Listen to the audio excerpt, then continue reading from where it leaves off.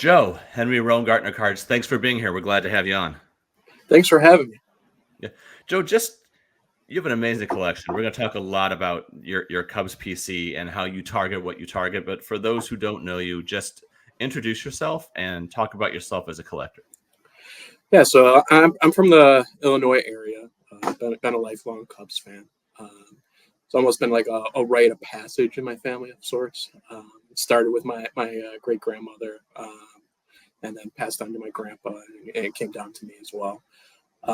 My grandpa was actually at Ken Holtzman's no hitter against Hank Aaron's Braves in '69. And actually, one of the last things he gave me was the ticket stubs from that game. So I was able to pair that with Holtzman's rookie card, 67 rookie card, PSA 6. So yeah, from the time I can remember, really getting involved watching Cubs games, watching them on WGN when I was little, around 1989. When they made the playoffs, 1990, I can remember, the All-Star game, the last All-Star game at Wrigley. My first game was, I had the ticket stub and scorecard from that as well. August 2nd, 1990, versus the Pirates. And it was actually Cubs loss. It was one of those summer games where the wind was blowing out. Bonds, Van Slyke, homered. Bonilla hit 2. Dawson went 4 for 5 with a homer as well. So just those memories really drew me to collecting Cubs players, and the '90s era as well. Just the history there, I think I know I can totally identify with it. I'm from St. Louis, and my grandfather and my parents and everything else, all St. Louis fans. I imagine, I don't know if you knew your great grandmother at all, but I'm sure she remembers the 45, the pennant winning team, right? Yep. I imagine those types of stories just probably get passed down from generation to generation. Yeah, definitely. My grandpa would tell me about that all the time. Luckily, he was he passed in 2021, but luckily he got to see them win it in 2016. So that was a thrill for him. That's incredible. And that game that you saw, the first game that you went to, and I know what I've been to Wrigley a bunch of times, and I know what you mean by those summer breezes that blow. Mm-hmm. They're blowing east, they're blowing toward the river, Yep. toward the lake. I mean, and just the names of the players who hit one: Bonds, Van Slyke, Bonilla, Dawson. It could have been Jay Bell, right? But instead it was right. Instead it was sort of those bigger names. Yeah. Sure. Yeah. Like my second game, so it was 1991, I believe. We sat behind the bullpen. That was the time when they had the bullpens on the field. And I was able to get a foul ball from one of the Cubs' backup catchers, Hector Villanueva. And ended up getting the ball signed by one of the relievers, Dave Smith. And I still have it to this day. It just, those types of memories really got me hooked as a Cubs fan. And them being on WGN, coming home from school, just turning on the game, just great memories. And so many great names with the Cubs, right? Mark Grace, Kerry Wood, Sandberg, of course, Dawson. Yep. John Dunston was even a bit of a folk hero. Yeah. How did you? Maybe it's just a natural thing, but when and how did you start collecting cards? Yeah, so in terms of collecting, I think like most kids growing up in the '80s and '90s, really collected sports cards. My focus wasn't only on the Cubs, focused also on '90s era players: Griffey, Thomas, Bonds, Maddox, Randy Johnson. I can remember getting a box of '94 Top Stadium Club and '94 Collector's Choice for one of my birthdays. And thinking those cards were like the greatest, first day issues, the gold signature cards. Then I also collected basketball, being in the Chicago area. Michael Jordan and Bulls were a big part of my childhood. I was also a big Michigan fan because of the Fab Five. Chris Webber was really my guy at the time, so I enjoyed collecting all of his Golden State rookie cards. But once I entered high school, my collecting really kind of died down a bit. I'll give a shameless plug to one of my buddies, Johnny Kilroy cards. I don't know if you follow him, but I do. Childhood friend. He continued collecting, really all his life. And we would go to local card shops, in high school. I wouldn't collect much. Just watch him pick up some amazing cards. But it wasn't really until I would say 2016, that 2016 Cubs team, that I started thinking about getting back into collecting. And with that, I didn't start with cards. I started more with memorabilia. Game used bats, balls, signed Sports Illustrated covers.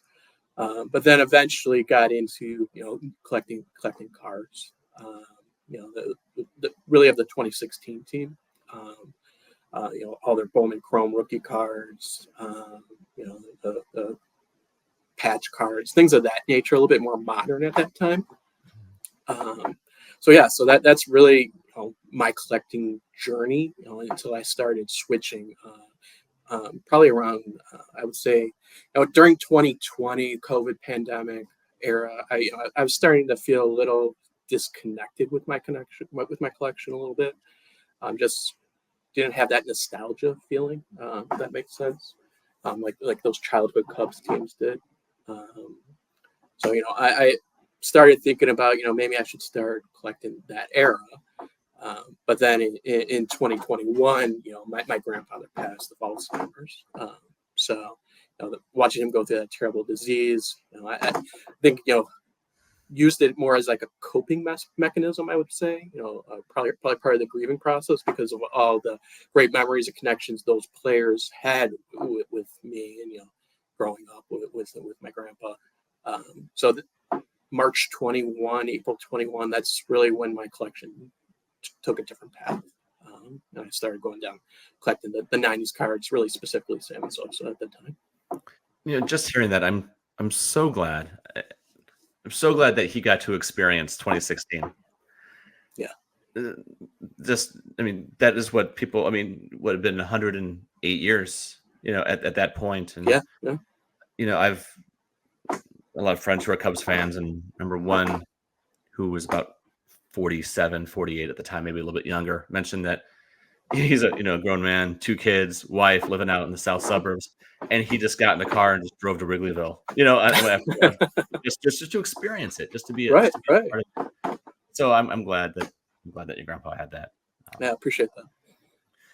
So you were doing memorabilia at first. The hot name right around then was Chris Bryant, right? And there's sort of 3 levels of collectors right now. There are those who just done it their entire lives and they have these collections and cards that they got back in 1977 and they've just held on to them and now they're worth what they're worth.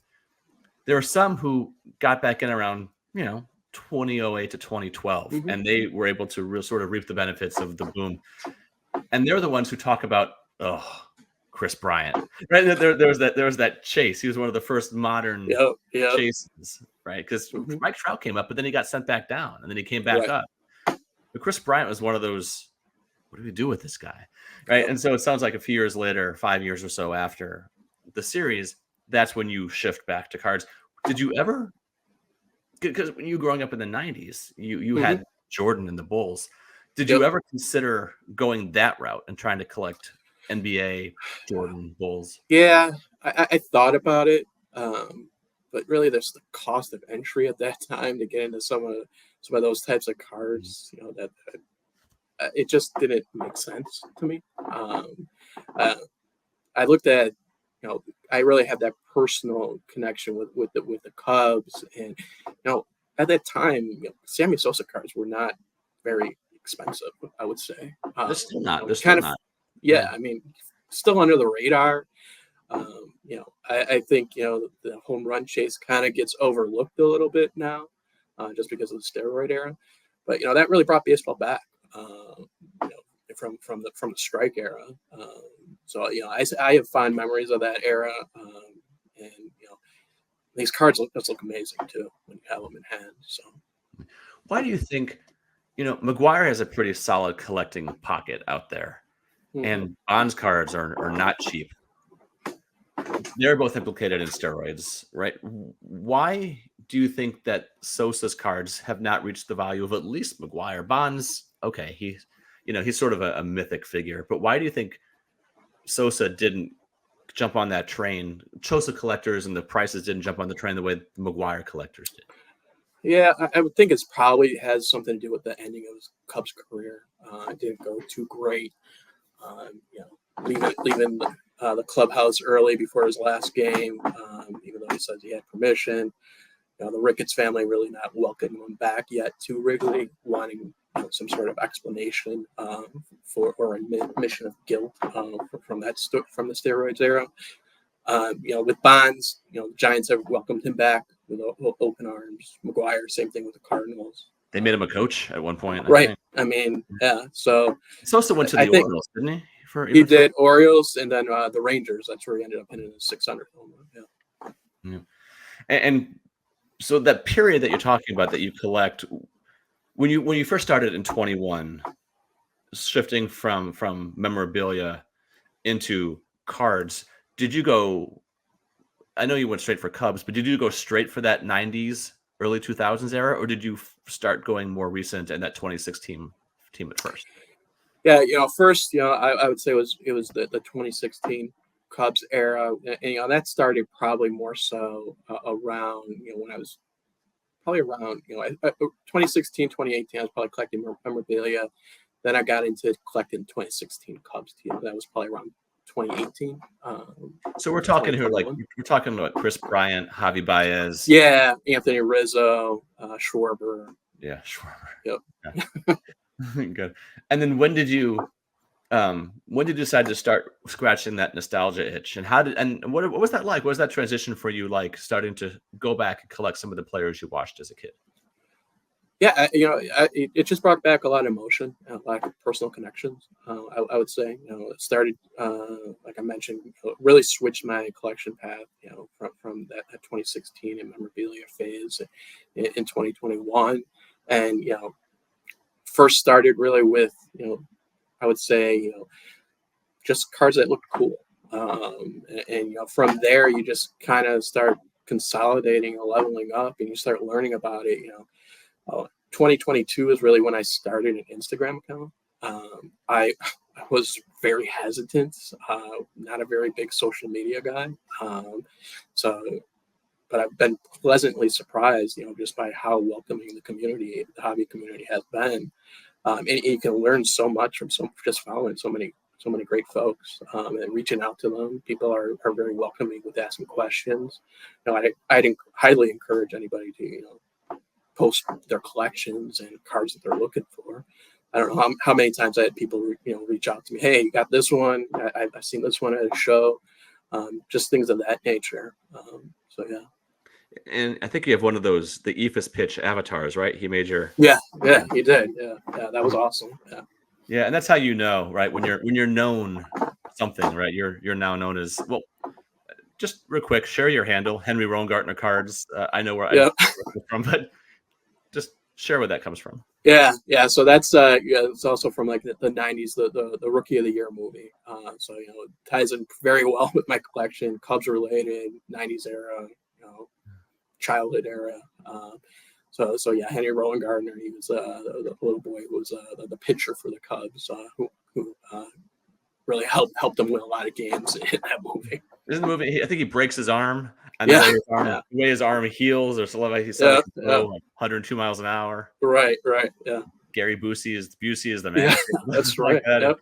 Yeah, and it's the kid who goes on to start American Pie and just warps everyone's brain. At some point. That's great.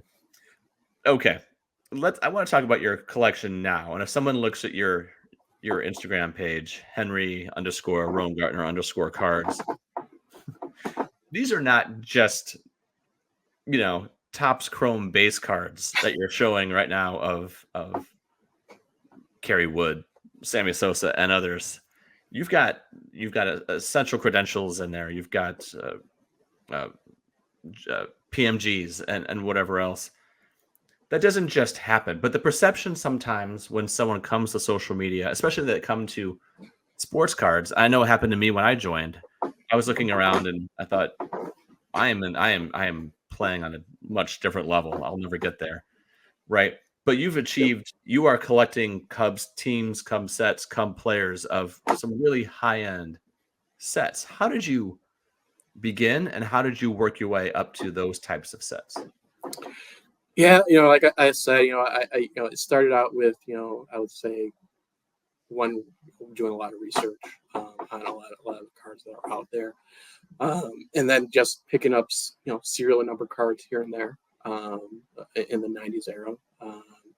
Like I mentioned, Sosa wasn't very expensive. There wasn't a lot of competition out there when I first started. I think that's changing a little bit, but not to the degree of a Bonds or a Griffey.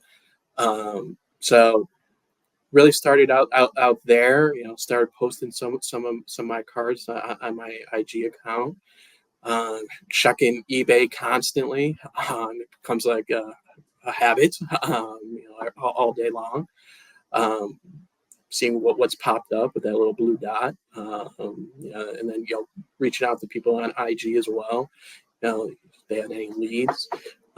After a while, I built up a pretty large collection, and then within the last, say, 18 months or so, I looked at it and I was like, do I want quantity or do I want quality? And that's really a debate that I had with myself, and then having just people reach out and coming across some of these rare, beautiful cards. I once I got the 24 karat Sosa in hand, that's really the one that I was like, I think it's time to focus on more of the rare and scarce cards. You don't see that often. And then once you get some of those, then I was like, let's pair it with a Wood. Let's pair it with a Grace. Let's try to collect this team side if possible. And it just kind of snowballed from there. And the reason I asked is where it started. I just think it's so important for people to hear that the types of collections that you've built, they don't just happen. Mm-hmm. They take time and they take patience and effort. And like you said, networking and Mm-hmm. reaching out to people and all sorts of things. So when you did first go back and start collecting those players, the players from the 90s, and we'll get back to the high-end sets a little bit because I'm really curious about it. And part of it's sort of selfish reasons that I want to know how.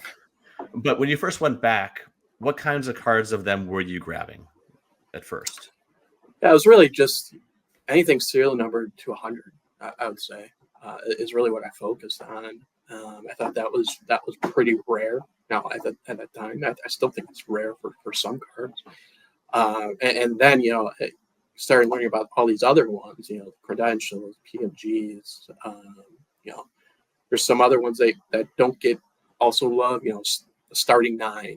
It's not the greatest looking set, but with Sosa, the blue actually plays pretty well off the Cubs jersey. The Bowman 98 Bowman Chrome anniversary refractor out of 5 I was able to pick up on eBay because it was mislabeled. So that was just pure luck.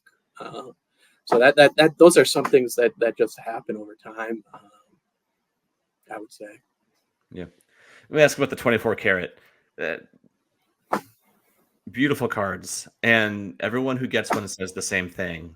They say, once you get this in hand, you understand what the big deal is. The pictures don't translate to Instagram or Flickr or whatever. What does that Sosa 24 karat look like in hand? And when you got it, when it came in the mail or wherever you got it, what was your reaction like to it? I mean, it's just that typical Sosa photo of him swinging and hitting a home run, and then with the gold and the shine on it. Because I had the gold out of 99 at the time, and I was like, it's a pretty cool card as well. I don't know how the 24 karat could top it, but then when you get it in hand and just the way that it shines from all the different angles, it's just an amazing looking card. It is. I have my save search set up for a Brian Jordan one, and he was a Cardinal I enjoyed watching in the 90s. Great player. Yep. Yeah, dual sport, right? Dual sport, yeah. He played defense. Yeah. He played in the same defensive backfield with Dion with the Falcons. Right. Yeah. Dion, a Hall of Fame football player, but Jordan was a far better baseball player than Dion. He was, 14 years, and I've never seen it. I think Card Ladder says that one sold, something like 13 years ago. I think that was the last time. Yeah. Someday. There's a natural rivalry between our two fan bases, me being a Cardinal fan, you being a Cub fan. But I remember watching live on TV when Kerry Wood hit the 20 strikeouts. And he's impossible not to like. Yeah. Cool dude. Just sad how his body just wouldn't hold up. Yep. What was it like for you being invested as a Cubs fan, watching him when he came on the scene in the late 90s and just seemed like this phenom that was going to just set MLB on fire? I mean, it was unbelievable. The things that he was doing at that time. That 20 strikeout game, arguably the best pitch game ever to some. If Kevin Ory just fields a ground ball, probably a no hitter. It was amazing. Him, and then that 2003 team with Pryor, both of them at the time, it felt like the Cubs could never lose, until the Marlins just took out our hearts. It's incredibly sad, what injuries did to his career. Probably one of the bigger what ifs in Major League history. He and Pryor both. Yeah, definitely. Yeah, it's crazy. And then Dusty Baker, right or wrong, gets some of the blame, I guess, for overusing him. But I mean, Kerry Wood's high school coach threw him both ends of a doubleheader, and that's not Dusty Baker's fault. That's just no, not at all. Terrible. So a guy like him, I mean, that's me. I talked about Brian Jordan. You're talking about Kerry Wood. They're not Hall of Famers. They don't have. They are almost like cult heroes in a way. So, I imagine tracking down an obscure card like Kerry Wood, while hard because it's obscure, it puts less of a dent in your wallet than Ryan Sandberg, than Sammy Sosa and whatnot. Yeah, there's got to be that's one of the things about collecting a team, right? Is that you have the ability. Not every card is going to say, okay, well, I'm going to save up for 9 months and then buy my one card, or sell off 400 cards just to buy the one. That's got to be, one of the advantages too of collecting, just being an exclusive a Cubs collector. Yeah, I totally agree. Him and Grace are pretty affordable. I would say, Kerry Wood has a huge following now. So his market is very competitive. I'm in a few group chats with a few. I had no idea. Yeah. So when we see things pop up here, like who's going to go for it? Somebody needs it really bad to collect their whole collection. Just all right, go for it, type of deal. But yeah, he's very, very, very competitive market. I would say sometimes even more so than Sosa. I'd say Sandberg's probably the most competitive out of all those guys. Just because he's a Hall of Famer. He's my all-time favorite Cub. But trying to get some of his cards, it can be very difficult. What did he retire? What year? About? He retired twice. So right, once because of a divorce, and then he came back. I believe he retired at the end of '97. Okay, so he does have those. He has some of those early late '90s types of cards. Yeah, he's in the '98 PMG set. He's got that awesome card with the rhino chasing him. So yeah, if you haven't seen that one, that's just an amazing card. I would love to have that one day in my collection. Do you know who has one, or do you know where some are? Yeah, I know a few, super Sandberg collectors who have them. So try to pry one of those. Well, you got to wait to see one of those on the auction market. Right. So you mentioned the 24 karat, the Brilliance being one of your first major ones in hand. What are maybe one or two of your more recent pickups that maybe you chased for a while or did not think was going to become available, but now they're a part of your collection? Yeah, I would say, I just recently completed the Cubs '98 Essential Credentials set, the futures and the nows. So, I got the Sosas, probably, one of the first big, probably the second big card I got was the Sosa future out of '72. It was a BGS 7.5. And then I was able to pick up late last year the now, just somebody, a collector who I met on eBay. We had some off conversations through text messaging. And, was able to pick up a lot of these credential cards, and anytime he finds some from Cubs players, he'll reach out to me. So that's really through that relationship how I obtained a lot of those credentials. So I was able to get Kevin Ory. He's out of 18. I never thought I'd be able to get that one, but ended up getting it. And then the two Henry Rodriguez's were the ones that I was needing here recently to complete the set. So, God, and this would not even be possible without making those connections. Oh, not at all. No, because they didn't hit the open market, right? So it was just having conversations through messages on eBay. Okay, we kind of took it off of eBay, just because we were collectors, and was able to keep the relationship going. As they saw things come their way, they happily passed it on because they knew how much I enjoy collecting Cubs cards. That is a remarkable accomplishment. So you said the 98 credentials, right? Yeah. It's a quarter century old, right? So it's a quarter century old. And, there are very few of them out there. I'm sure some have been tossed or destroyed. Some are still there. And yet you managed to assemble the entire team for the future and the now. Yep. We don't often use the word pride, right? In this hobby, right? It's like, we say, something is fire or something is this or that. How did that feel though? Then when you finally had those all in hand, did you lay them out? Did you look at them? Yeah, I laid them out, looked at it. I every probably Saturday or Sunday morning, I'll come into my office and look at my cards for an hour or so, just to enjoy the collection. So yeah, when I got that last one and laid them out, posted it on IG, of course.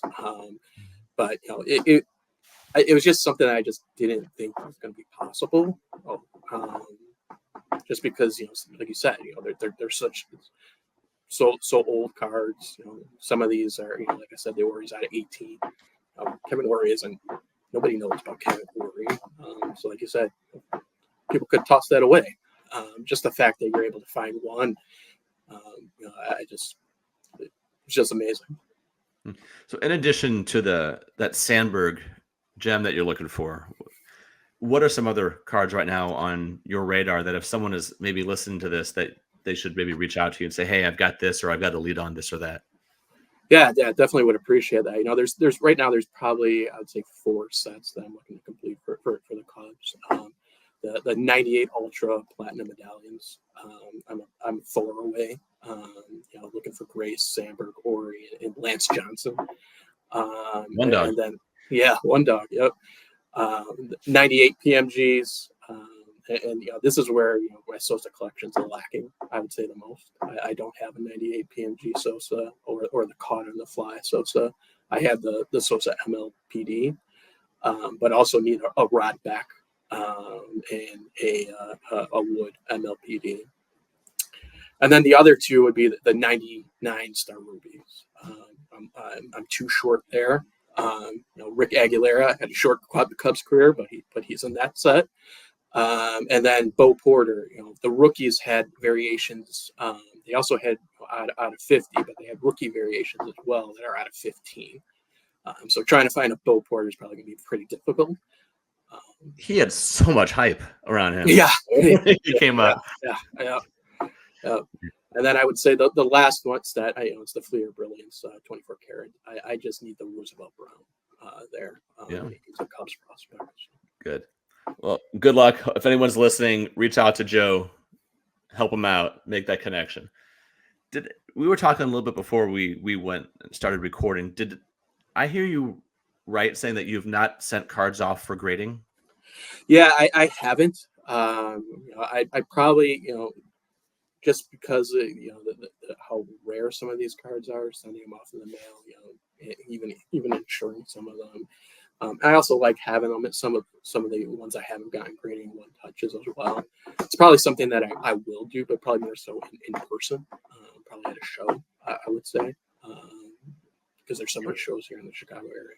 Yeah, there's the spectacular, and I would think that the 25 national would, they'll have Yeah, the on-site grading. You right, could not right, have to worry about shipping it off. You could just hand it to them exactly. and have somebody video it, so you could have all sorts of evidence of where the cards are. Right, right. For sure. Uh, So, what would you say to someone who's collecting a team, whatever sport, and they're looking at their collection and they know what players they like, but if they're feeling discouraged or overwhelmed about how to transition into some of the bigger sets, even if it's not star players, but if it's sets that are hard to get a hold of, what would you say to them to help them sort of keep going or to feel encouraged? Yeah, I would say, just really, what I did was really narrow my focus on the sets you really have a lot of connection that you like the look of. I would even say, if one pops up, not a player you collect or a team you don't collect, and it's a lower level guy, buy the card and see if you like it, and kind of go from there. If you really like it, then I would say, really be intentional about your collection and how you're going about it. Network with people on IG. That's really what I would say, and really learn. There's a lot of knowledge out there. Especially in this era. Things people are learning every day, and things that pop up that people haven't seen before. So just I'd say constantly learning. There's a lot of resources out there. Great podcasts like yours. Baseball Cardpedia, trading card database, all great resources. Also, search blowout forums if for old article posts and things like that. So that would be my advice. Yeah, and I think it's probably worth noting that just because Joe has this growing collection of these fantastic cards from the late 90s, you're not done either. I mean, I'm sure you still reach out to people all the time. Yeah, For help, all the time. Yeah, advice, yeah, and yeah. constantly. Yeah, yeah. No, I'm no expert. I learning every day, every week. Always trying to I love seeing stuff that when people post that I haven't seen before, and I'll immediately go and see what Cubs cards could I pick up of that particular set. So yeah, totally agree. Great. All right. Well, we're going to go ahead and sign off now. But real quick, Joe, why don't you tell everybody where they can find you one more time on Instagram? Yeah, you guys can find me at Henry_Rowan Gardner_cards. Feel free to reach out. Happy to help anybody out with their collection needs as well. Joe, thanks so much and take care. Yeah, thanks for the invite, Dave. Appreciate all your content. I'm looking forward to all the content you produce in the future.